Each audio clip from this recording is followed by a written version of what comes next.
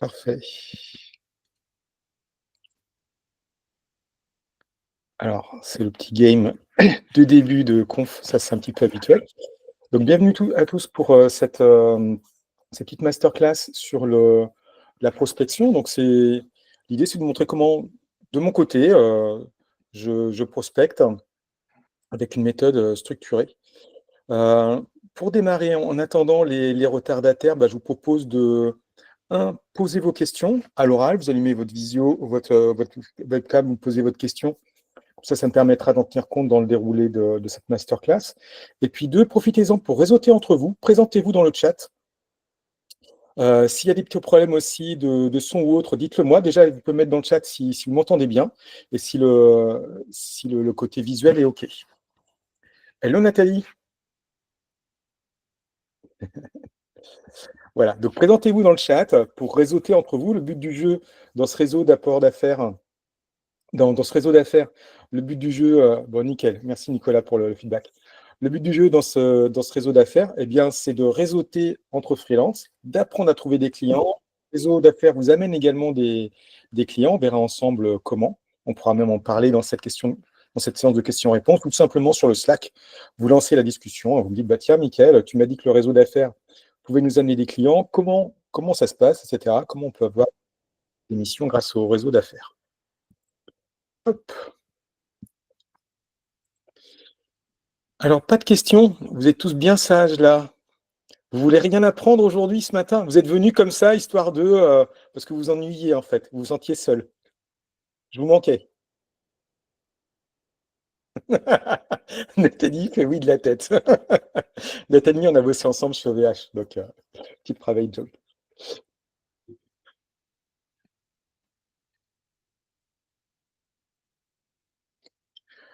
Si, ce que je peux faire aussi, c'est vous donner le lien du Slack.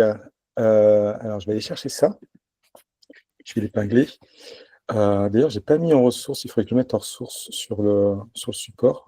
C'était tellement évident de base, entre guillemets, mais pour certains d'entre vous, vous venez peut-être de LinkedIn. Et du coup, ça peut changer des choses. Hop, à propos. Hop.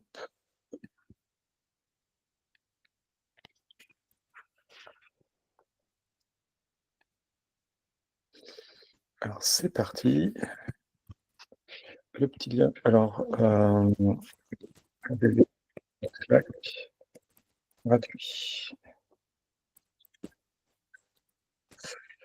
J'envoie ce message, je l'épingle. Voilà. Donc, vous avez le lien du Slack qui est épinglé. Donc, toujours pas plus de questions. OK. Bon, certains d'entre vous ont peut-être déjà assisté à des ateliers qu'on avait réalisés avec Gabi et ça va me revenir. Bref, avec Gabi, entre autres. Donc, il y avait du réseautage, il y avait une partie aussi, donc effectivement, travail sur la prospection. Là, on n'est pas sur la partie, je dirais, théorique de base, on vous donne les bases, etc. Il y a, ça, on l'a déjà fait, on pourra le refaire, mais on l'a déjà fait. Là, on est sur la partie concréto-pratique, parce que souvent, tu donnes les bases aux gens, ils te disent oui, mais comment je fais concrètement? Et tu montres aux gens comment faire concrètement, et ils te disent bon, oui, mais j'aimerais la big picture. Donc, on ne peut pas tout avoir en 1 heure. Ça prend un petit peu plus de temps que ça. Moi, ça m'a demandé plusieurs accompagnements. Donc, j'ai d'abord, en octobre 2024, j'ai d'abord été accompagné par Imran Desailly. Ensuite, en novembre-décembre, par Laurent Guillon-Var. Je passe un petit peu tous les accompagnements qu'il y a pu y avoir, mais vraiment sur la prospection. Ensuite, indépendant mais pas seul, avec Timothée Pell, à partir de l'automne 2024, et puis les accompagnements à la création d'entreprise avec La Ruche, la boutique de gestion, BGE boutique de gestion et d'entreprise, je sais pas. Voilà, donc là l'idée c'est de vous faire cette synthèse de grosso modo 10 000 € d'accompagnement autour de la prospection. Ah oui, j'ai oublié celui avec Emmanuel Bismuth, donc sur le profil LinkedIn et le profil Malte, avec aussi ces deux bibles. Est-ce que Nicolas Jimmy peut couper son micro parce que ça fait écho à chaque fois que tu parles? Merci. Effectivement, c'est la bonne pratique. Euh, donc, donc l'idée, c'est de faire la synthèse, un condensé de ça avec quelque chose qu'on peut faire quand on est en mission. Parce que en tant que freelance, donc là, je démarre une mission dans une semaine ou deux. La difficulté, c'est de continuer son effort de prospection quand on est en mission à plein temps, en régie. Alors moi, je vise plutôt euh, un flux de clients réguliers qui sont plutôt des petits clients autour du redressement de projet. Mais là, j'ai eu cette opportunité de mission chez un grand compte qui est une mission intéressante, qui est à côté de chez moi, donc je vais la prendre. C'est évidemment très rémunérateur. On sait aussi que le piège, c'est que quand on en sort, eh bien, on n'a plus travaillé sa prospection et du coup, on va faire un intercontrat qui risque d'être assez long, suivant le moment où on sort et suivant l'état du marché au moment où on sort. Donc ça, c'est la difficulté. Donc du coup, j'ai un workflow que j'utilise qui me demande peu de temps et surtout qui ne me demande pas de devenir un commercial en costume cravate, avec les dents qui rayent le plancher, etc. Comme avec vous, j'ai des conversations normales avec les gens. Oui, je fais du copier-coller parce que je ne peux pas tout écrire, les 60 messages à la main, hein. Voilà. Donc, j'essaie de faire un message générique, ensuite je le copie-colle. De temps en temps, je mets le prénom de la personne parce qu'on connaît un peu. Les trois quarts du temps, on ne se connaît pas encore beaucoup, donc c'est marche ou crève. Soit vous trouvez que je suis quand même sympa et donc vous dites, bon, ok, c'est du copier-coller, mais go. Soit vous dites, mais c'est qui ce connard? Et vous avez tout à fait raison. Et du coup, vous dites, non, non, moi je veux du message personnalisé, je veux du sur-mesure, etc. Excuse-moi, mais tu ne me rapportes pas d'argent, donc je travaille quand même pour de l'argent. Je ne peux pas faire que des choses bénévolement. Et donc, je sélectionne aussi les gens comme ça, en fait. Soit naturellement, on s'attire, soit on se repousse. C'est le principe des aimants. Et c'est ce qu'il y a de plus simple pour travailler ensuite, parce qu'après, il n'y a pas d'effort à faire. En fait, on se connaît déjà, on sait déjà, j'ai posté mes manuels OVNI, comment je fonctionne, etc. Donc, on sait déjà comment l'un et l'autre on fonctionne. On se dit, tiens, effectivement, j'ai envie de travailler avec cette personne. On ne se pose pas de questions du genre, tiens, est-ce que ça vaut le coup ou pas? Est-ce qu'il n'y a pas une entourloupe derrière ou quoi? Voilà. Le mieux, c'est d'être naturel. C'est ce que je fais. Ok, alors, trêve de présentation, la vague, justement, d'arrivée est passée. Allons-y. On va tout de suite taper dedans. Comment je fais concrètement? Hop. Donc, du coup, les questions sera à la fin pour la séance de questions-réponses. Pas de souci. Hop. Alors, j'ai appelé cette méthode le growth patchwork parce que c'est un mélange entre le growth hacking, une technique utilisée par les startups pour générer rapidement ce qu'on appelle de la traction, donc des utilisateurs et puis vendre, donc avoir des revenus. Et puis le patchwork stratégique de l'effectuation. Donc, en fait, l'effectuation, c'est comment les entrepreneurs qui ont des réussites ordinaires fonctionnent vraiment, pas comment Elon Musk est devenu milliardaire. Ça, c'est des exceptions. Ce qu'on veut, c'est la règle. Donc, l'idée, c'est que, euh, c'est que prospecter, c'est juste aller voir des gens qui ont un problème qu'on peut résoudre, leur parler pour comprendre leur problème, pas pour leur vendre un truc. Et puis, s'ils veulent travailler avec nous et que nous, on pense qu'on peut résoudre leur problème, à ce moment-là, on va leur faire une proposition adaptée à leur cas. Donc là, on connaît derrière ce qu'on appelle le setting et le closing. Voilà. N'hésitez pas, si vous avez des questions de compréhension sur le moment, à me le dire, parce que à la fin, pour la séance de questions-réponses, ça va revenir dans les slides de naviguer. Par contre, si c'est des questions plus générales en disant, tiens, est-ce qu'on pourrait parler de tel sujet, gardez-les plutôt pour la fin. On se gardera une séance de 10 minutes à peu près. Donc ça va aller assez vite. Le support, je n'ai pas de difficulté pour l'envoyer, je le posterai dans le Slack. Euh, le support comprend en plus des petits goodies. Et décidément, c'est difficile de reprendre le fil de la pensée quand chaque fois il y a des gens qui arrivent, mais ce n'est pas un souci, vous êtes bienvenus, ceux qui viennent d'arriver, hein. Présentez-vous dans le Slack, réseautez avec les autres. Donc l'idée, voilà, c'est pas quelque chose qui demande des efforts incommensurables. C'est adapté aux gens qui sont introvertis. Évidemment, vous ne le ferez pas de la même façon que moi. C'est adapté aux gens qui sont extravertis, mais on peut être aussi timide.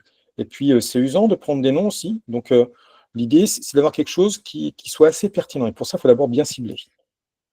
Pour bien cibler, on va commencer par se faire une liste d'entreprises avec lesquelles on veut travailler. Voilà, on a fait d'abord son ikigai, on a travaillé sa zone de génie, éventuellement même, on a pu travailler son, son avantage personnel, son monopole personnel. Et donc, on va travailler à partir d'une liste d'entreprises très précise. Souvent, on dit, faites votre persona, votre ICP, votre profil de client idéal, mais on n'en sait pas grand-chose. Mais si vous faites juste une liste d'entreprises avec lesquelles vous avez envie de travailler, vous l'aurez, votre ICP. Et ensuite, le persona, c'est les gens qui travaillent dans cette entreprise, les gens que vous allez contacter. Donc, en ce qui me concerne, je vise les SaaS de 50 à 200 personnes et je vais les chercher à travers des événements, des groupes, donc à travers une approche communautaire. Là, je vais vous montrer comment on le fait sur LinkedIn, mais ça marche aussi dans d'autres communautés que je jardine aussi de la même façon. Et les gens avec qui je vais essayer de rentrer en contact, c'est essentiellement les CTO. Certains CO aussi, ça dépend un petit peu de leur profil, mais l'avantage de parler aux CTO, c'est que comme je parle technique, ils comprennent. Et surtout, c'est eux qui ont un problème de projet planté et qui peuvent se dire, il faudrait peut-être que j'agisse et que je prenne quelqu'un pour m'aider à redresser ce projet. Deuxième avantage, comme ce sont des petites entreprises de 50 à 200 personnes, plus petites, elles sont trop petites, elles n'ont pas le budget, même si je ne demande pas des gros budgets. Au-dessus, on rentre dans la vente complexe, la vente avec les grands comptes. Donc, il y a des gens qui sont intéressés par nos services, mais ce n'est pas eux qui ont les moyens de payer. Et du coup, il faut convaincre deux personnes, deux catégories de personnes, les champions, ceux qui ont besoin de nos services, et les gens qui gèrent le budget. Dans les entreprises plus petites, les gens avec qui on va avoir affaire, quand on va choisir des décideurs, eh bien, ils ont la capacité à décider pleinement et à être directement avocat, à obtenir le budget qui est à leurs mains, qu'ils gèrent habituellement. Donc, ce n'est pas quelque chose d'impossible. Hello Mathieu, profites-en pour te présenter dans le chat et réseauter avec les petits copains. Alors, il existe 5 stades de conscience du prospect, d'après Eugene Schwartz. Les gens qui ne sont pas conscients de leurs problèmes. Alors là, c'est presque impossible de leur vendre quoi que ce soit, parce que de toute façon, ils ne savent pas qu'ils ont ce problème. Donc, ce qu'on dira ne leur parlera pas. Ensuite, les gens qui sont conscients du problème. C'est un premier stade de conscience. Puis ceux qui sont conscients de la solution. Ceux qui sont conscients du produit, donc nous, nos services, ce qu'on vend. Et enfin, les must-aware, c'est-à-dire, ils me connaissent depuis 3 mois, ils ont lu ce que j'écris sur LinkedIn, ils sont raccords avec ma façon de fonctionner et ils se disaient, tiens, le jour où j'ai besoin, je contacterai bien Michael. Et un jour, ils ont besoin, ils voient passer un post de moi sur LinkedIn où je les contacte en email et ils se disent, bah oui, effectivement, ça tombe bien, c'est justement, j'ai ce genre de besoin actuellement. Donc là, on va essayer de partir au moins des leads, des prospects qui sont déjà conscients de notre produit. En fait, on va partir des gens qui sont les plus chauds jusqu'aux gens qui sont les plus froids, les prospects les plus froids. Bah, les plus chauds, on les a déjà, ils sont dans notre réseau. Alors la difficulté, c'est qu'en tant que freelance, souvent, on n'a pas bien compris le game. Et sur LinkedIn, on a beaucoup trop de confrères en contact. Donc là, je vous renvoie à un des posts qui sont dans ma sélection sur mon profil LinkedIn, où j'explique comment je structure mon réseau. Ça ne veut pas dire que les autres, je ne veux pas leur parler. Ça veut dire qu'on a d'autres façons de se parler. Ils ont mon numéro de téléphone, on se parle dans des Slack, ils ont mon email, etc. Donc, ce n'est pas la peine que sur LinkedIn, on soit en contact. Donc, des gens qui connaissent vos produits, bah, c'est des gens qui viennent de lire la description de vos produits. Donc, ils ont interagi, ils ont liké votre post. Ils ont commenté même, donc là ils sont sortis du bois carrément pour dire tiens ce thème m'intéresse vraiment, d'ailleurs j'ai quelque chose à dire sur le sujet ou des questions à poser sur le sujet. Donc là il se passe quelque chose avec eux. Donc l'idée c'est si on n'est pas déjà contact, leur faire une demande de contact, éventuellement en mettant un message en leur disant bah tiens suite à ton commentaire je viens en MP, sinon si c'est pour leur mettre un message du genre hey, comme tel à qui mon poste je viens, bah, c'est bon, il nous va venir avec nos gros sabots en mode j'ai un truc à te vendre. Et de toute façon, ce n'est même pas l'idée. Je ne cherche pas à vendre quoi que ce soit, même à vous. C'est complètement contre-productif parce que la personne, elle se bloque en face. Et en plus, on ne sait même pas si ce qu'on a à vendre est pertinent pour elle, sauf signe très évident. Ensuite, il y a donc les gens qui sont conscients de la solution. Donc, ils ne connaissent pas encore mon produit, mais ils se sont inscrits à un événement qui parle d'une solution équivalente. Alors, ça peut être un événement que moi j'organise, parce que j'organise des événements Expressotech, mais ça peut être des événements organisés par d'autres. Et là, qu'est-ce qu'on fait? Eh bien, donc, on repère un événement qui parle d'un terme qui va pouvoir rassembler notre cible. Ensuite, on s'y inscrit, ce qui permet d'avoir accès dans l'onglet networking à ces personnes. Évidemment, on ajoute cet événement à notre calendrier de façon à y être présent et à pouvoir interagir en direct, ce qui nous rendra visible des uns et des autres. Et puis, ça rendra d'autant plus naturel le fait d'aller parler à des gens. Et surtout, on apprendra à les connaître pour ceux qui s'expriment. Donc, dans l'onglet networking, on va aller voir des gens. On nous propose différentes catégories. Même quand on a un compte LinkedIn gratuit, ça fonctionne. On n'a pas besoin d'avoir un compte Sales Navigator. Donc, on va se connecter avec eux. Et puis, donc vous voyez qu'il y a différentes catégories qui nous sont proposées dans cet onglet networking. On va pouvoir aller voir leur profil pour décider si c'est pertinent ou pas de se connecter avec eux, si leur titre LinkedIn ne nous a pas suffisamment parlé. Alors moi, j'utilise des petits plugins, donc des choses que vous n'avez pas, vous, dans LinkedIn. Donc, je peux le rajouter dans mon CRM. On a le droit de faire ça en B2B, pas en B2C, pas sans l'autorisation de la personne. Et donc, je vais pouvoir ensuite échanger avec la personne. Alors, là, c'est un peu étonnant, on voit moins. Mais ensuite, ce que je vais faire, c'est, l'idéal, c'est en amont de l'événement, pouvoir proposer des conversations, parce qu'ensuite, ça pourra se propager après l'événement. C'est ce que j'ai fait ce matin avec vous. Je vous ai envoyé mon lead magnet. Je vous ai dit, tiens, voilà le support. Et je vous ai demandé d'interagir et de poser des questions. J'ai beaucoup plus de cette réponse de cette façon plutôt qu'en envoyant un lead magnet après un événement. Donc, il y a une question de timing. Il faut que ce soit proche. Faut qu'on soit dans l'esprit des gens à ce moment-là. Pour qu'ils disent, tiens, j'ai ce rendez-vous ce matin dans mon agenda.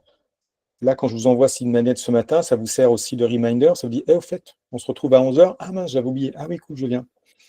Et puis, ça vous permet d'avoir ce document, d'interagir. Donc, moi, j'ouvre mes documents en commentaire. Ça me permet de recueillir vos questions. Et vous ne risquez rien. Il n'y a pas de piège à souris derrière, quoi. Voilà, la personne, elle vient vous poser une question. C'est à travers la discussion et comment les choses vont s'enchaîner que vous allez déterminer si ça vaut la peine ou pas d'investir du temps avec cet éventuel prospect, si c'est vraiment un prospect, investir du temps avec lui en rendez-vous découverte. Un rendez-vous découverte d'une demi-heure, c'est 1 heure et demie de travail. Donc, investir ce temps-là pour quelqu'un qui, de toute façon, n'était pas prêt, n'en avait pas envie, ne voulait pas acheter, n'a pas le budget, pour qui c'est pas le bon moment, etc., ça ne sert pas à grand-chose. Par contre, entretenir ces conversations, ça permet que le moment venu pour la personne, eh bien, elle vient vous voir. Donc, lorsque je poste un message, un post sur LinkedIn où je dis que je suis en recherche de ma prochaine mission, j'ai une avalanche de MP dans la foulée de gens qui me disent « Hey, Mickaël, justement, ça serait cool ». Alors, ça peut être des propositions pertinentes ou non pertinentes. Les propositions pertinentes, je vais les évaluer pour moi. Les non pertinentes, on peut les transformer en apport d'affaires et ça avance de cette façon-là. Est-ce que vous avez des questions à ce stade de cette présentation?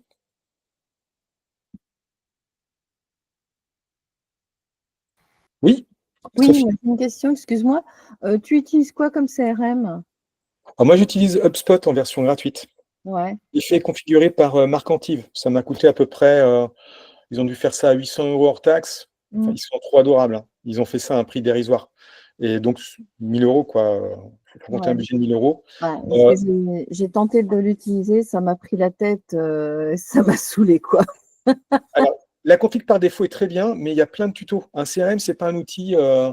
Enfin, je trouve HubSpot assez intuitif. C'est pas un hasard si c'est un standard du marché. Il est hyper documenté. Il y a l'Académie HubSpot. Mais c'est comme tous les logiciels, hein. Si tu n'as jamais utilisé de traitement de texte et que tu cherches à utiliser Word, tu ne vas rien comprendre. Ou quand on est passé, pour ceux qui, comme moi, sont nés avant 2000, quand on est passé des menus au ruban dans Word, c'était un enfer, je ne retrouvais plus mes petits. Ça simplifiait les choses pour les nouveaux adopteurs, pour les nouveaux utilisateurs, mais pour les anciens, on ne retrouvait plus rien. Voilà. Donc, il y a ce genre de choses un petit peu qui se font. Alors, HubSpot, c'est vraiment parce que je suis dans du B2B, j'ai une démarche super structurée, que j'avais un besoin très spécifique, etc. Vous pouvez commencer avec People to Notion, mais du coup, c'est un petit coût. Donc, ce que vous ne mettez pas en dépense upfront, bah, vous le mettez en abonnement. Ah ouais, ça donne quoi, Zoho, Nathalie Scott? Ok, cool. Donc, plutôt facile d'utilisation. Donc, c'est un SaaS américain qui a une pléthore de mini-applications qui s'enchaînent les unes avec les autres. Zoho, c'est un écosystème complet. Je ne connais pas bien, mais visiblement, ils font tout pour te garder dans leur écosystème. Mais avant d'avoir un CRM, j'utilisais simplement Google Sheet, hein. Donc, on note la liste des 20 entreprises avec lesquelles on veut interagir. Pour chaque entreprise. C'est ce que j'ai fini par faire, en fait. J'ai fait machine arrière parce que HubSpot me prenait trop la tête. J'avais pas que ça à foutre. J'avais pas envie de devenir une pro du digital marketing. Donc, j'ai repris ma vie Google Sheet et je suis trop contente avec.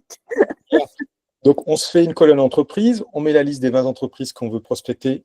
Après, on la rallongera avec d'autres. Mais pour l'instant, on commence par 10-20 et on fait 5 contacts on va essayer de faire 5 demandes de contact par jour. On peut en faire 50 par semaine de demandes de contact avec LinkedIn gratuit. Donc, on met une colonne personne avec le lien vers son profil LinkedIn. Une petite colonne avec est-ce qu'on a fait la demande de message, à quelle date. Une autre colonne avec si la demande de message a été acceptée ou pas, à quelle date elle a été acceptée. Ça nous permet aussi de voir le délai. Ça dépend aussi de la fréquence à laquelle la personne se connecte sur LinkedIn. On peut noter par exemple aussi la date de son dernier post ou de son dernier like ou commentaire. Il y a un onglet sur son profil individuel de chacun avec ces choses-là. Donc ça nous permet de se dire, cette personne, elle n'est pas fréquemment sur LinkedIn, vaut mieux que je la contacte par email ou par téléphone, etc. Alors oui, LibreOffice, je suis très fan. Mais pour N raisons, pour le partage avec mes camarades de jeu, j'ai besoin d'utiliser des outils qui sont dans le cloud. Et je sais aussi qu'on peut exposer LibreOffice de certaines façons, etc. Mais j'ai passé beaucoup de temps à essayer de contourner des solutions standards et simples. Et aujourd'hui, j'achète du temps. Donc ça, c'est pour répondre aux commentaires qui viennent. Donc, continuer la discussion, c'est vraiment génial quand les gens parlent entre eux. Je regarderai ensuite les conversations qui ont été générées. J'essaierai c'est des super insights à mettre aussi sur Slack. Continue aussi la conversation sur le Slack, c'est fait pour ça.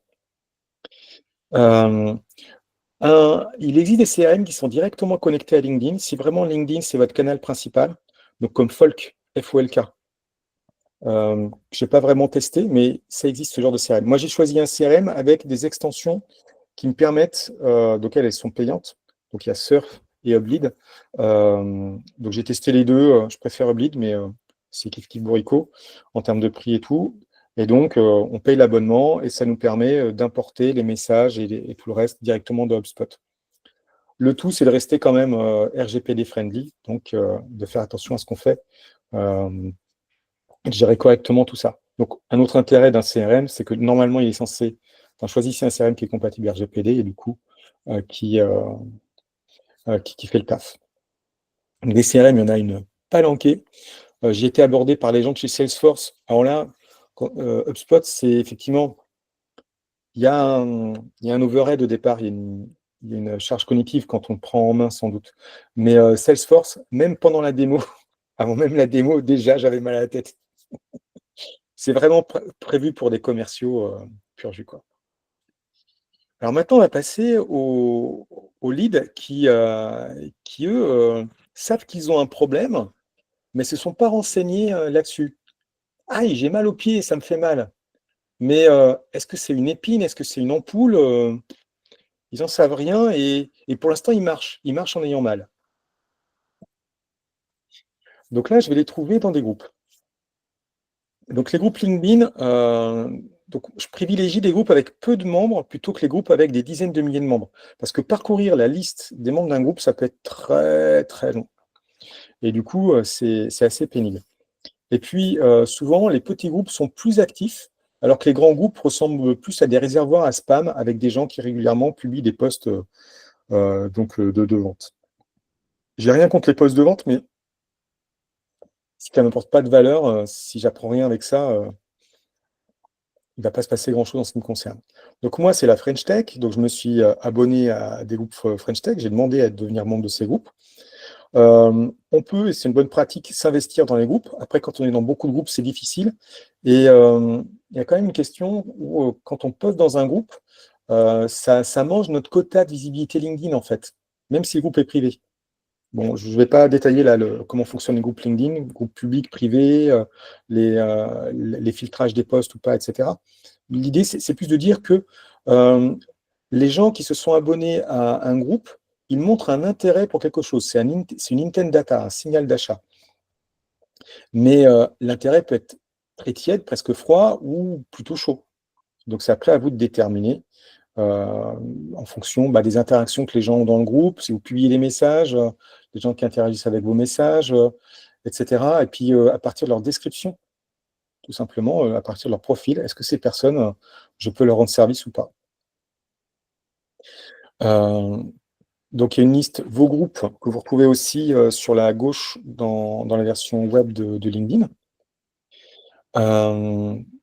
Voilà, ça c'est pour vous montrer où ça se trouve. Donc c'est à gauche du fil LinkedIn.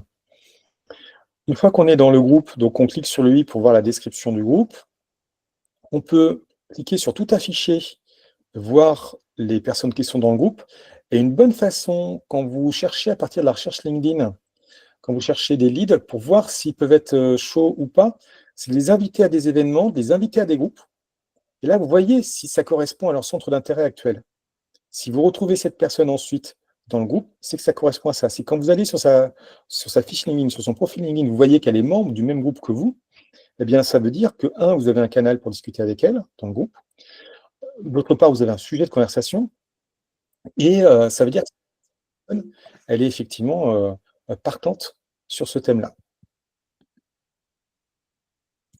Bienvenue Michel, je t'invite à dire bonjour aux petits camarades dans le chat, dans la conversation de cette visio, et puis du coup, on va voir s'il y a des gens autour de toi avec qui tu pourrais échanger. Je crois que tu as monté un groupe agile local, donc c'est l'occasion de faire la pub de ton groupe agile. Alors, on reprend le fil là où on en était. Donc, vous voyez que là, on retrouve la liste des membres et on peut leur envoyer directement un message qui ne sera pas compté comme un email. C'est à part les messages qu'on envoie à partir des groupes. Les quotas sont différents et ils ne comptent pas comme un email. Ensuite, donc il y a les visites de profil. Alors, moi, je l'ai déjà dit. Alors, je passe mon temps à dire moi je veux parce que je ne peux pas vous montrer autre chose que comment moi je le fais, hein. Il y a plein de façons de prospecter. Donc, je ne suis pas fan d'aller harceler les gens qui ont juste regardé mon profil. Si ça va avec une suite de signaux, la personne a liké un post, elle a regardé mon profil, etc. Pourquoi pas, mais quelqu'un qui a regardé ton profil et qui ne s'est pas abonné, qui n'a pas fait suivre, qui n'a pas cliqué sur suivre, ou qui n'a pas fait de demande de contact, il n'est pas intéressé, c'est pas le bon timing. Donc, aller le rattraper, comme le font beaucoup de commerciaux, comme ça, aller le rattraper par la manche, en disant viens, on devient contact. Je préfère mettre mon énergie sur les gens qui, pour l'instant, sont des leads plus chauds. Et puis, une fois que j'aurai épuisé ces leads-là, si j'ai le temps, alors à ce moment-là, j'irai voir les leads plus froids. Alors, la recherche LinkedIn, c'est quand même puissant. Quand on a besoin d'étendre son réseau, à un moment donné, il y a une loi des nombres. Si vous n'avez pas au moins 500 connexions, vous avez un problème de nombre, vous n'arriverez pas à vendre parce que vous n'avez pas assez de réseau. Alors, il ne faut pas que ce soit 500 personnes, n'importe lesquelles. Il faut que ce soit des personnes pertinentes. Alors, nos collègues, l'intérêt, c'est que nos confrères, c'est aussi nos concurrents, certes, mais ils parlent à nos cibles et nos cibles les écoutent. Donc, c'est intéressant d'aller voir. Les influenceurs de nos niches, eh bien, ils sont d'autant plus écoutés par nos cibles. Donc, on peut aller grappiller, on peut aller leur piquer des clients, concrètement. Voilà. C'est faisable. Et comme LinkedIn est un réseau social public, eh bien, il n'y a aucune loi qui interdit de le faire. Et quant à la morale, si quelque chose n'est pas interdit par la loi, c'est que ce n'est pas immoral non plus. Voilà. Donc, les gens qui viennent me piquer des clients sous mes posts, etc., je vous vois liker les posts des gens qui sont dans mon réseau, etc., parce que j'ai les notifs. Mais c'est le jeu, quoi, que le meilleur gagne. Si tu as une réponse plus adaptée au problème de cette personne, je suis ravi que tu résolves le problème de cette personne. Parce que tout ce que je veux, c'est que les gens résolvent leurs problèmes.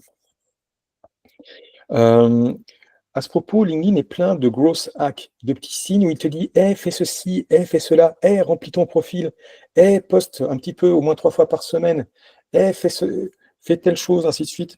Voilà. Il vous dit ce qu'il faut faire pour augmenter ce qu'on appelle votre SSI, votre score de social selling. Et votre score de social selling, il vous indique où est-ce que vous en êtes dans votre progression pour devenir efficace sur LinkedIn.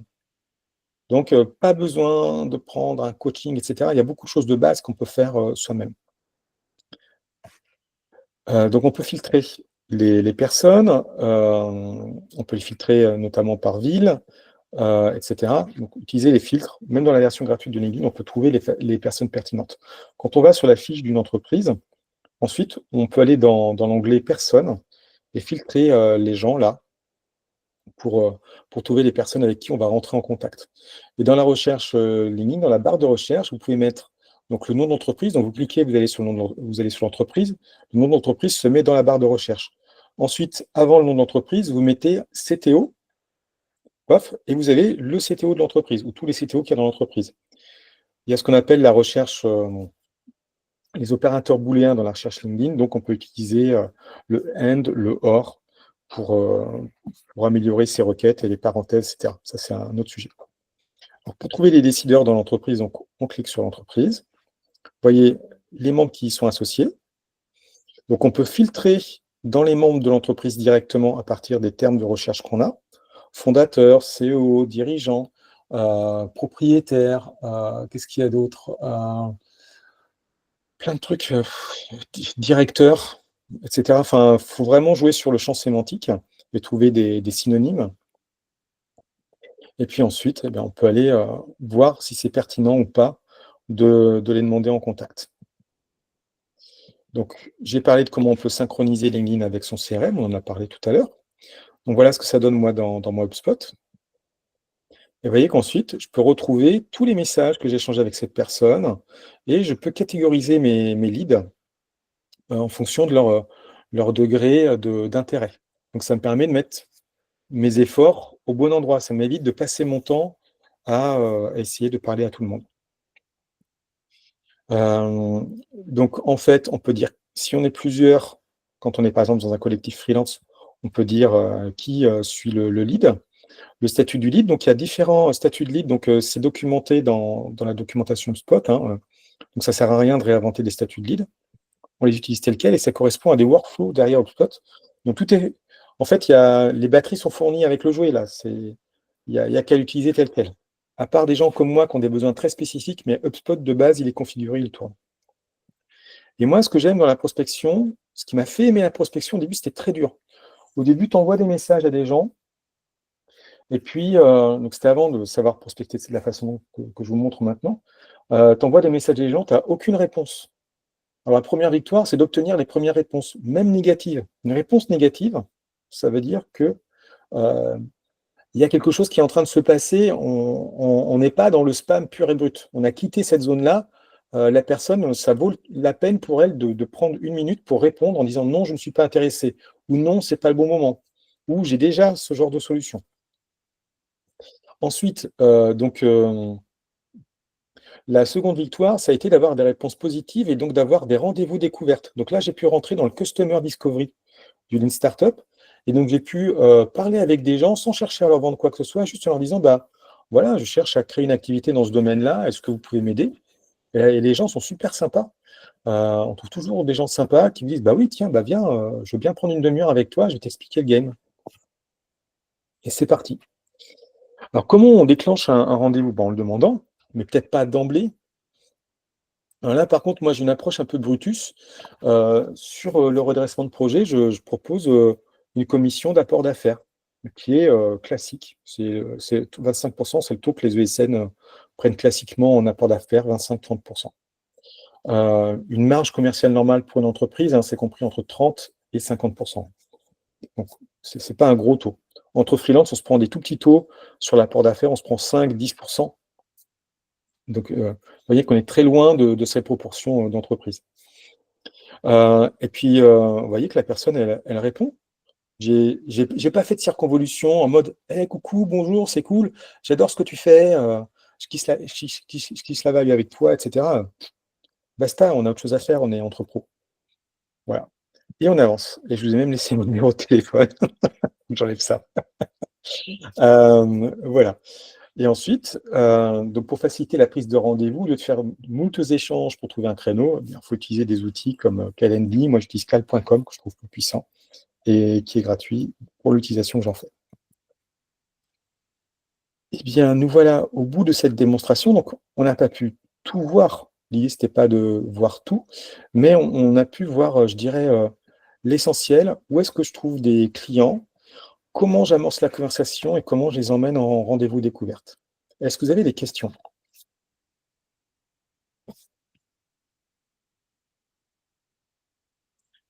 Atman, je vois ta question, mais ce serait mieux que tu mettes ta caméra et que tu viennes la poser publiquement. Ça sera plus humain, tout simplement.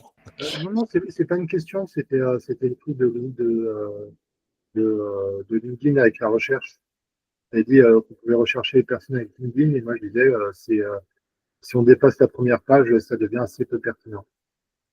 Ouais, c'est tout à fait possible. Ça dépend des termes de recherche qu'on utilise. Donc, tiens, faisons comme si. Allez hop, j'ouvre un onglet LinkedIn. On va faire ça en live. Tu veux vendre à qui, Atman? Qu'est-ce que tu vends et à qui? Tu partages pas, Miguel. Ouais, tu peux partager, s'il te plaît? Super. Est-ce que le partage se fait maintenant? Oui. Oui, c'est fait. Voilà. Alors, tu vends à qui? Je vais dire, on va dire, je vais vendre à un CTO, même s'il y en a des gens, il y en a qui sont déjà essayés, les CTO par exemple. CTO, mais de quoi? Je sais, l'entreprise, je ne sais pas en fait, habituellement, comment on vend sur les entreprises qui spécifieraient quoi, toi, dans toute la figure. Ah, bah oui, c'est. Positionnement. C'est pas grave. Atman, on va aller sur ta fiche LinkedIn. On va faire comme si je voulais vendre pour toi. Déjà, la première recherche qu'il peut faire, c'est CTO, il met la critère de sa région. Par exemple, donc Atman, tu es développeur Java Angular. Tu travailles avec qui? Avec des grands comptes. OK. Alors, effectivement, Atman, tu peux faire comme moi. Tu peux aller regarder dans tes relations et déjà voir les gens qui sont déjà en contact avec toi et qui sont dans ta cible. Toujours commencer par les gens les plus proches, du plus proche au plus loin, pour ne pas s'épuiser. Comment ça, aucune relation avec CTO? Alors, ce serait un peu embêtant si j'avais aucune relation CTO. Bien sûr que j'ai des CTO. Et d'ailleurs, il va même me dire combien j'en ai. J'en ai à peu près 150 dans mon réseau. Donc, 6000 abonnés. Là, un petit peu trop de monde en contact. Je suis en train de diminuer progressivement mon nombre de contacts, mais pas à la sauvage. J'ai expliqué sur mon profil comment je faisais. Et donc, je dois être autour de 1200 contacts. Et mon but, c'est de revenir à 800 contacts. C'est très spécifique. C'est uniquement parce que pour moi, c'est une plaie de devoir parcourir une liste de plusieurs milliers de personnes quand je veux inviter des gens à un événement. Donc, je structure les choses pour que ce soit à la fois pratique pour moi et que ça reste humain, agréable dans la relation avec les autres. Après, parfois, certaines personnes ne comprennent pas, elles n'ont pas envie d'avoir ce type de relation-là, c'est pas grave. C'est leur vie. La vie des autres, c'est la vie des autres. Et moi, ma vie, je suis grand, je décide, et c'est moi qui prends les décisions et qui les assume. Donc déjà, tu peux aller voir les CTO dans ton réseau et leur parler. Voilà. Donc, mettons que ce soit un petit peu différent. On va chercher des CTO donc, Dans ton cas, CTO de grand compte, est-ce qu'il va directement t'embaucher? Non. Moi, j'irai chercher un manager IT chez un grand compte. Et donc, je commencerai par des noms de grands comptes. Et du coup, là, je fais ma petite liste de grands comptes. Qu'est-ce que je connais comme grands comptes? Alors, il y a déjà ceux où j'ai déjà travaillé, donc je les reprends et je vais chercher des gens dans d'autres services avec qui je pourrais travailler. Parce que ce qui se passe, c'est qu'en fait, ils savent déjà, ils ont déjà un bon feeling. Par exemple, j'ai travaillé à la Maïf. Quand je contacte les gens à la Maïf en disant que j'ai déjà travaillé à la Maïf, c'est cool. Niort, c'est un microcosme très particulier. Il faut rassurer en disant qu'on a déjà travaillé à Niort. Donc, dire que j'ai déjà travaillé à la Massif, à la Maïf, à Niort, et à chaque fois les gens me demandent avec qui j'ai travaillé, c'est un super bon point. Donc, je vais regarder Sogitech et je vais regarder qui y a comme manager IT chez Sogitech. C'est une PME, elle. Ah non, c'est pas une PME. Bah, pourquoi ils ont C'est Dassault. 500 employés? C'est une filiale de Dassault. Dassault, Oui, c'est la écrit grande chez compte. Sogitech est une PME. Donc, alors pourquoi je dis ça? Pourquoi c'est important? Bah, parce que là, ça vaut le coup de contacter le CTO. Parce que le CTO d'OVH, 2000 personnes, il ne te parle pas, toi. Il parle aux membres de son CODIR. Il est saturé de messages de commerciaux de SN. Par contre, tu vois, il est directeur des études chez Sogitech. Déjà, il se lâche. Il est obligé de faire plusieurs choses. Donc, OK, les gens qui ont qu'est-ce que je voulais dire? Mince. Donc là, il est CTO, c'est des pertinent. emails. J'ai pas compris. Les gens qui ont des emails. J'ai pas Enfin, compris. des emails. Non, non, non, j'avais autre chose, mais la pop-up m'a fait perdre le fil de ma pensée. Non, c'est pas très grave. Donc là, Multicasquette. j'ai pas compris. Multicasquette. Non plus, mais je vais essayer de terminer parce que là, je perds encore plus mes idées, le fil. Donc, c'est adorable de votre part, mais juste, il aurait fallu que je dorme un petit peu plus. Et ça aurait été mieux. J'aurais pas perdu le fil. Donc là, ce qui est pertinent, c'est que comme il est dans une petite structure, on peut lui parler directement. Et comme il est multicasquette, effectivement, il va pouvoir prendre ce genre d'appel. Alors, il en a plein, hein. Donc là, la stratégie, c'est je commence par le suivre. Hop, j'active la double cloche. Pop. Et puis, il va se passer ce qui doit se passer, c'est-à-dire que dans mon fil LinkedIn, je vais voir ses posts, je vais interagir, etc. Bon, peut-être qu'il ne fait pas de post. Là, en l'occurrence, il a autre chose à faire, le monsieur, il est très occupé. Donc, si je regarde, tout ça, ce n'est pas pertinent. Ce monsieur, il faut l'appeler par... où sont ses coordonnées à propos de ce profil? Il n'a pas laissé ses coordonnées. Bon, il ne veut pas être embêté. Voilà. Mais on va trouver ses coordonnées autrement. Donc, en tout cas, ce n'est pas sur LinkedIn qu'on va le trouver, ce monsieur. Par contre, si je prends chez Dassault Systèmes, là, grand compte, pof, 10 000 employés, bon, bah là, ça ne sert à rien d'aller chercher un CTO.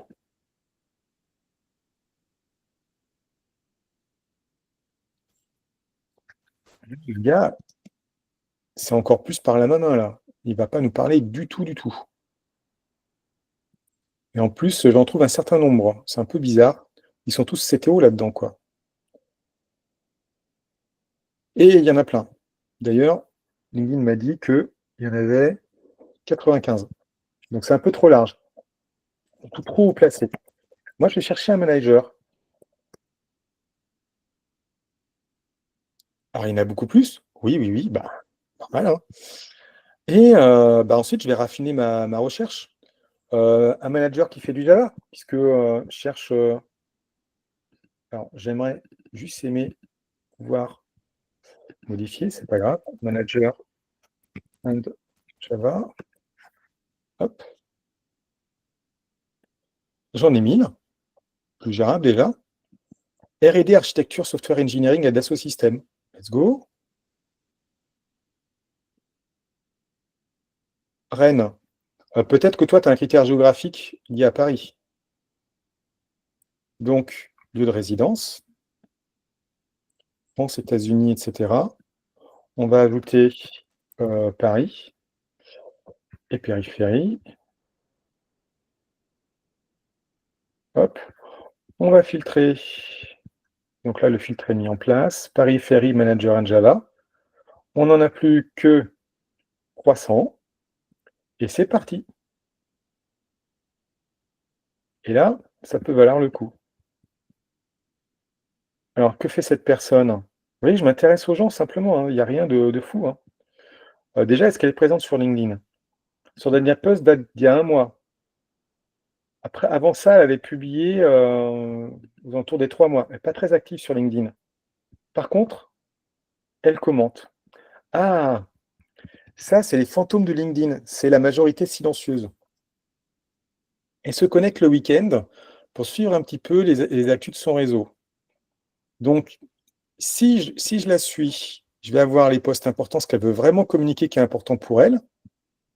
Là, elle a republié un post de quelqu'un. Là, elle a republié un post. Ça m'intéresse parce qu'en fait, elle aide des gens qui sont demandeurs d'emploi. Elle parle évidemment alors évidemment, elle parle de féminisme, ce qui est logique. Un petit peu de communication corporate. Alors, un starter pack. Oh mon Dieu, je vais vomir. Quelques annonces d'emploi. Bon, évidemment, quand elle change de poste, elle en parle. Tu as vu un truc? Elle est product manager. Elle s'était bien gardée de nous le dire dans son titre, hein. Hop. Par contre, ici, c'est pas non plus marqué. Bon, voilà. Donc, ça peut valoir le coup de la suivre, activer la double cloche, interagir, soutenir quand on voit le fait qu'elle elle soutient un truc. Hop, je vais sur le post. Voilà. J'arrive, je peux commencer par marquer quelques points. Je vais liker 2 posts, pas plus, parce qu'après, c'est du spam, c'est du bombing. Hop là, je soutiens. Voilà. Je suis comme toi, j'aide les gens aussi à trouver du taf. Si c'est vraiment ce que je fais habituellement. Sinon, si c'est juste pour, pour de la flatterie, ça ne sert à rien. Voilà. Ça te parle, Atman? Tu te vois pouvoir faire ça? Je commande déjà les personnes, mais c'est vrai que je n'ai pas regardé les CTO qui étaient déjà ou dans les sociétés les avaient déjà passés. C'est pas un CTO. Non, les managers. Voilà. Et tu as vu comment j'ai cherché, donc c'est tout bête en fait, hein. C'est vraiment manager Java sur Paris, pouf, parce que généralement les gens travaillent pas loin de là où ils habitent. Et que moi, c'est justement la zone, ma zone de recherche. Et puis ensuite, le but du jeu, c'est de commenter. Donc, il y a ceux qui mettent réseau. Donc, ça n'a rien spammer en likant et commentant, quoique ça fait 2 notifications pour la personne. Quand elle va se connecter ce week-end, dans son onglet notif, si ça fait partie des dernières notifications, ça peut être cool. Donc là, il faut être un peu stratège. Donc, réseau. Hop. Ou alors, on cite quelqu'un qu'on connaît. Donc, par exemple, Cyril Giraudot. Quelqu'un dans ton réseau. Ou alors, hop. Une petite question, quand le post est en anglais, on répond en anglais ou nous répond en français? Ah oui, oui, là je montre en français, mais c'est pas strictement adéquat, pertinent. Alors, as-tu des pistes pour Robert Ny?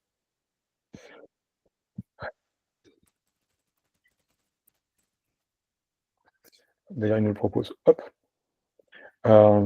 Pof. Et puis, comme nous, on allait regarder un petit peu dans l'historique et que ce n'était pas un post qui datait, qui était trop ancien, voilà. On peut, Si ça date d'il y a un mois, je mets un petit mot, bravo, mais un nouveau qui dit un mot qui met bravo, c'est bizarre. Mais juste un like ou un bravo, voilà, c'est normal. Ça fait partie de la flagornerie habituelle sur LinkedIn, donc toujours plaisir, quoi. Après, est-ce que la personne va voir pour chaque personne ça? Elle va plutôt les voir dans les notifs. Elle fait rarement le travail d'aller ici, regarder. Et vous voyez comment je pique les clients à mes confrères? Hop. Qui est-ce qui fait ça? Juste, j'ai vu ça en passant, mais je suis passé à autre chose. Qui est-ce qui essaie d'y mettre de l'intention? Et qui est-ce qui est le plus engagé encore? Voilà. Boum. Et après, bah, vous connaissez le process. Et voilà aussi comment mes confrères me piquent des clients.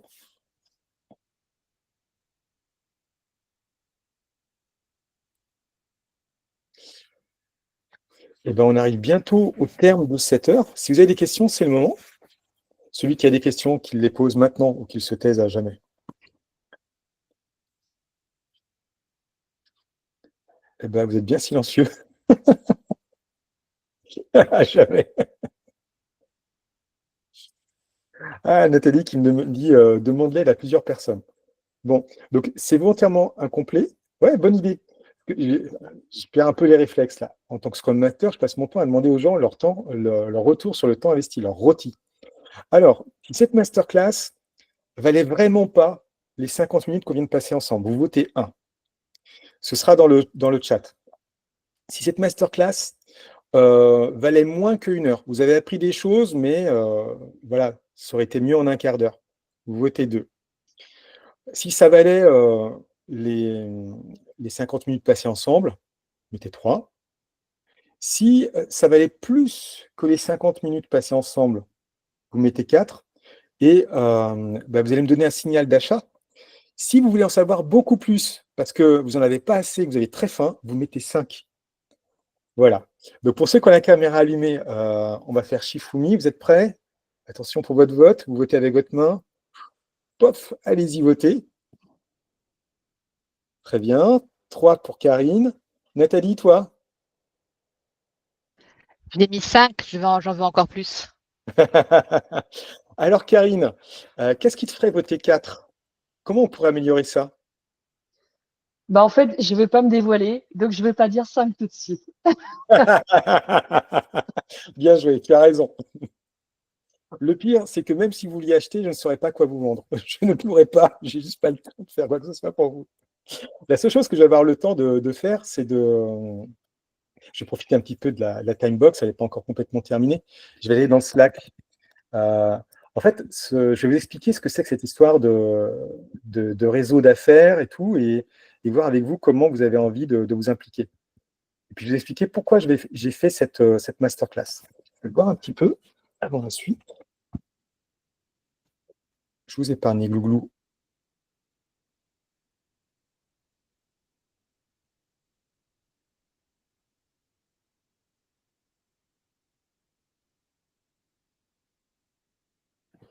Voilà. Et donc, direction le Slack. Alors.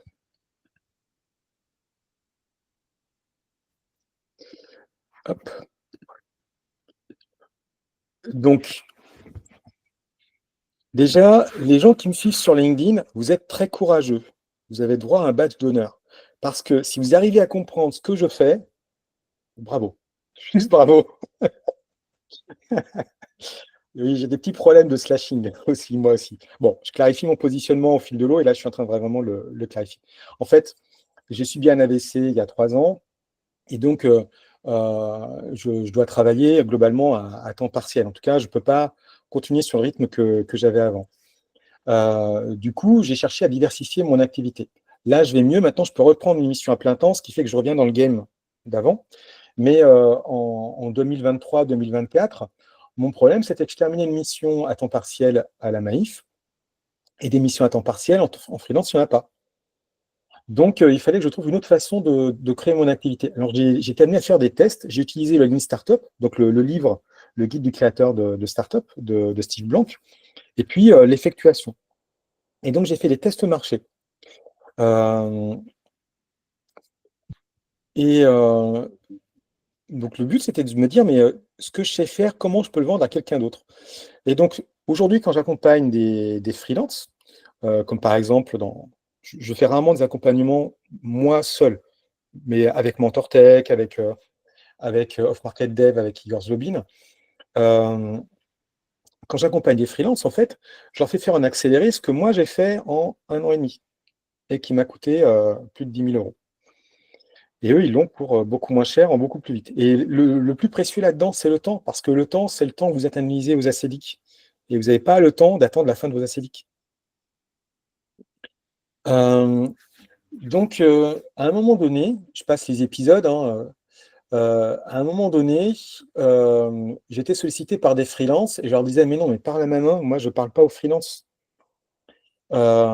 Et je leur ai dit, par contre, tu n'es pas le premier à me demander ça. Si vous vous mettez ensemble, que vous montez un collectif de freelance, je viendrai vous aider. Parce que, quitte à passer du temps, autant le faire sur quelque chose qui a de l'impact auprès de plusieurs personnes. Souvent, quand je passe du temps avec une seule personne, elle n'applique pas ce que je lui conseille de faire. Et donc, ça sert à quoi que du coup, il se décarcasse. Voilà. Donc, si vous voulez avoir mes conseils et ne pas les appliquer, prenez un rendez-vous payant. C'est disponible sur moncal.com. Je serai ravi de vous vendre des conseils que vous n'appliquerez pas. Donc, ce collectif, il est devenu, pareil, je zappe les épisodes. Si vous voulez toute la série Netflix, vous viendrez me voir, vous en parlerez dans Slack. Et j'y répondrai avec plaisir. Ce collectif, il est devenu un réseau d'affaires. Parce que ce que les freelances cherchent, c'est une mission et qu'ils n'ont pas envie de s'investir pour travailler ensemble. Et donc, pas de jugement de mon côté. Damien Jacomi, c'est dit que ça n'existe plus. On en discutera dans le Slack, Damien. Mais il se peut que j'ai tort et je serais ravi d'avoir tort. Et d'autre part, oui, je suis né au siècle dernier. Et alors? Donc,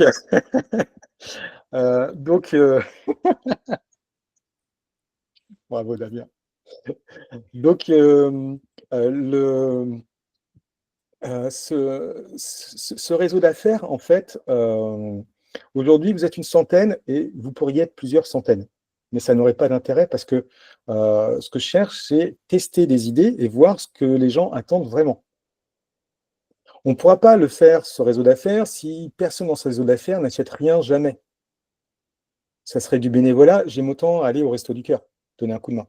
Voilà. Faire du bénévolat pour des gens qui vont toucher 10, 11 000 euros par mois, ça s'appelle de la bêtise. Voilà. À un moment donné, soit ils n'ont pas envie d'être aidés et c'est leur droit, soit ils ont très envie de retoucher à nouveau du 500 euros par jour et à ce moment-là, ils sont prêts à investir. S'ils ne sont pas prêts à investir, je ne peux rien pour eux, je ne peux pas les aider, c'est pas grave, c'est juste des non-clients. Voilà. Mais il y a aussi des gens qui peuvent être motivés. Souvent, les gens se rendent compte trop tard qu'ils auraient dû agir un petit peu plus tôt, ils ne savaient pas quoi faire, ils n'avaient pas ce contact-là.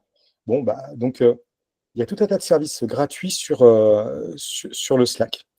Donc, je vais zoomer un petit peu pour mieux vous montrer la partie gauche. Ça marche si on zoome? Ouais. Hop. Donc, il y a un petit peu trop de canaux. C'est parce qu'en fait, l'idée, c'est que moi, je suis obligé de naviguer dans plein de communautés pour faire ce que j'ai à faire. Et évidemment, ça prend beaucoup de temps. Et là, l'idée, c'est de vous mettre tout sous la main. Est-ce que le réseau d'affaires va vous apporter directement des affaires? Tu ne veux pas s'emballer un Mars aussi? Donc, c'est possible, mais ce n'est pas garanti. De toute façon, ce n'est pas la vocation. Quand vous arrivez dans le canal général. Là, c'est l'endroit pour se présenter, dire bonjour, faire les grosses annonces à la communauté, etc. Je vous incite fortement, si vous cherchez une mission, allez sur le canal Sprint Mission. Là, il y a un plan d'action en 4 semaines, 4 articles à lire qui vous disent semaine par semaine ce qu'il faut faire. Et vous retrouvez même les résumés sur SlideShare. Donc, vous avez tout. Vous avez le pas à pas, le résumé, etc. Et ça, c'est gratuit. C'est-à-dire, c'est zéro. On ne vous demande rien. Je ne veux même pas savoir si vous l'avez suivi, si vous l'avez appliqué. Si vous l'avez appliqué, que ça marche pour vous, faites un petit coucou en disant « Ah, c'est génial, merci ». Ce sera toujours agréable et ça montrera à d'autres personnes qu'il n'y a pas besoin de lâcher 3 000 € dans un accompagnement pendant 2 mois pour trouver une mission. trouver une mission en dehors des plateformes ou des ESN. Ensuite, donc là, il y a des choses que vous ne voyez pas. Vous allez me dire, ah mais Mickaël, je ne les vois pas, tous ces canaux. Oui, parce que je vous limite la complexité, je vous montre à voir ce qui vous intéresse. Vous, ce que vous voyez, c'est le canal prospection, vous voyez qu'ils sont notés, numérotés, les canaux. Vous voyez le canal apport d'affaires, on va bouger ça, vous allez me conseiller sur comment il faut le faire, ça. Donc, prospection, vous avez des questions sur la prospection, vous posez des questions sur la prospection dans prospection. Vous voulez partager des bons plans de prospection, vous les partagez là. Vous voyez le canal conseil expert. Là, l'idée, c'est de vous orienter vers l'accompagnement freelance qui vous convient. Donc, posez des questions sur les accompagnements en disant, moi, je suis dans telle situation, qui est-ce qui serait le mieux pour m'aider? Des coachs de freelance, j'en reçois depuis 2024 dans l'Expressotech très régulièrement. J'en connais un bon paquet. En fait, je connais le marché de l'accompagnement freelance. Donc, vous allez vous dire qui est la bonne personne. Et d'autres personnes qui ont suivi ces accompagnements pourront vous faire leur feedback. Ah tiens, j'ai suivi l'accompagnement avec Karim Bellamri, c'était comme si, avec Kevin Dumont, avec Anesh Chabat, avec Jessica Sechini, etc. Ensuite, vous voyez des canaux par région et des canaux par ville. Donc là, il y a des ambassadeurs, des bénévoles qui vont organiser des événements. Ces bénévoles, ils vont être récompensés avec mes contenus premium.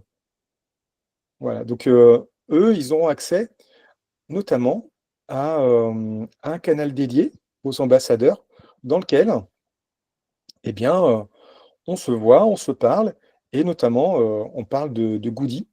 Voilà, donc il y a une masterclass qui va leur être dédiée, qui est normalement un truc payant et qui va être gratuit pour eux.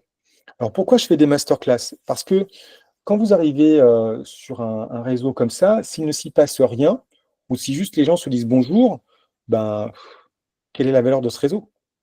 Donc j'ai décidé de vous apporter tout de suite de la valeur, de vous montrer que ça valait la peine d'être dans ce réseau. Et ensuite, on va continuer à avancer. Donc là, c'est l'été, c'est trop tôt pour faire des événements, les gens sont en vacances. Et les ambassadeurs vont préparer des événements pour la rentrée. J'ai entendu des clac-clac, je ne sais pas ce que c'est. Ah oui, c'est les gens qui quittent la réunion. Oui, il est 12h03, donc si vous avez des contraintes horaires, quittez le meeting. Ensuite, donc il y a un certain nombre de choses payantes. Donc oui, je sais, c'est horrible, mais ce Slack est fait pour gagner de l'argent. Je ne passerai pas du temps sur ce Slack si, à un moment donné, je ne génère pas de revenus. Parce que la chose qui me fera venir dessus, c'est le fait d'avoir des revenus. Donc c'est votre intérêt que je monétise le Slack. Le Slack reste gratuit, le canal général, le canal Sprint Mission, tous les canaux publics sont gratuits. Les rendez-vous de networking sont pour l'essentiel gratuits, sauf lorsqu'ils apporteront une valeur encore supplémentaire. Et donc, il y a un certain nombre de services qu'on va commercialiser lorsque ce sera pertinent, que vous aurez le temps. Donc, un club privé, donc avec l'accès à un certain nombre de ressources. Un mastermind, c'est ce qui vous permet de vraiment acquérir cette posture d'entrepreneur. Des ateliers de co-développement. Donc là, il s'agit de résoudre nos problèmes, non plus d'entrepreneurs qu'on résout dans le mastermind, mais nos problèmes d'agilistes. Nos problèmes qu'on a dans notre quotidien professionnel. Et on va les résoudre avec d'autres professionnels. On va faire appel à l'intelligence collective. Et puis, last but not least, il y a donc un canal partage LinkedIn dans lequel, par exemple, Damien est particulièrement actif, il a bien compris l'intérêt. Là, on va travailler ensemble notre présence sur LinkedIn. Ce n'est pas un poste d'engagement au sens traditionnel du terme, ce n'est pas un truc où en fait, on vient, on met un post et les autres, ils like ou ils mettent des commentaires bidons dessous juste pour donner de la visibilité. L'idée, c'est on est là pour trouver des clients et on se serre les coudes entre confrères. Comme on se serre les coudes dans général, dans prospection, etc., ainsi de suite. Là, on se serre les coudes entre confrères lorsque c'est pertinent pour trouver des clients et des missions.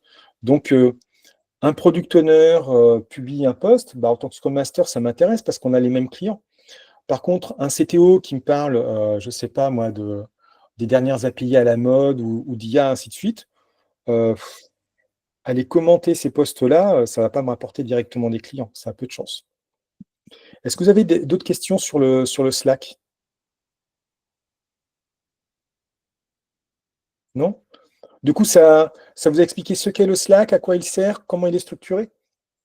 Donc, Si vous vous dites, est-ce que ça ressemble au BNI, à Carbao, au Business Club qui est à côté de chez moi? Oui, c'est exactement ça. Si vous vous dites, est-ce que c'est dans mes moyens? Oui, forcément, parce qu'il y en aura à tous les prix. Ça commence de 0 à plusieurs centaines d'euros. Et pour plusieurs centaines d'euros, en fait, la valeur qui est générée, elle est incroyablement supérieure. Un mastermind, ça vaut aux alentours, le mastermind, le cercle vertueux, c'est une cotisation de 2500 euros. Là, on est sur du 500 euros. Voilà. Est-ce que c'est adapté pour moi quand j'ai pas beaucoup de moyens, que je suis plus en mission et que j'ai plus envie de mettre 500 euros par mois? Oui. Est-ce qu'il y a des engagements forts? Non. Vous prenez des abonnements mensuels pour l'un ou l'autre des canaux et basta. Et personne ne vient vous relancer derrière en disant hey, t'as pas renouvelé ton abonnement. Si tu n'as pas renouvelé ton abonnement, c'est que tu as besoin de changer, c'est très bien. C'est que tu n'en as plus besoin. Et j'ai gardé cette mentalité de Scrum Master où en fait, moins je travaille avec les gens, mieux je me porte. Moins vous restez dans l'accompagnement, mieux je me porte. Le but d'un accompagnement, c'est pas de rendre les gens dépendants, c'est tu voulais apprendre à pêcher, ben voilà où tu achètes ta canne à pêche, tes hameçons, ton machin, voilà ce qu'il faut mettre, voilà à quoi on pêcher. Hop, je te montre une fois, boum, ça y est, vas-y, essaye. Hop, ah, essaye, tu as pêché ton premier poisson. C'est bon, tu sais faire, maintenant dégage. J'ai autre chose à faire, moi, j'ai des missions à faire pour mes clients. Ouais, c'est aussi simple que ça. Désolé, je suis un peu. Enfin, vous commencez à connaître le personnage, sinon vous le découvrez. Voilà. Donc, je ne fais pas toujours dans la finesse. Toujours gentil, mais rarement très fin. Oui, Mathieu, je suis vilain. Mathieu, c'est un super copain. On est ensemble dans la communauté du Café Agile en ligne. Voilà, j'espère que vous avez passé un bon moment. Moi, j'ai passé un super moment avec vous. Je vous dis à très vite. Donc, dans le Slack, dans les événements, dans la vraie vie qu'on va construire, etc., plus vous investirez dans ce réseau, plus vous y trouverez, en fait. À très vite. Salut!